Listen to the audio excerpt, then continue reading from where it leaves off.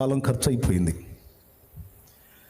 అయితే 40 ఏళ్ల తర్వాత దేవుడు దర్శించాడు మండుచున్న పొదలో. ఆ తర్వాత ఏం జరిగిందో మీకు తెలుసు.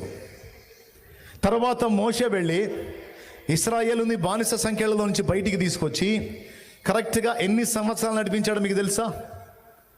అదే నా లైఫ్లో లాస్ అయిపోయాను అనుకున్న 40 years, 40 ఏళ్ళు మోషే అద్భుతంగా సేవ చేశాడు కూడా.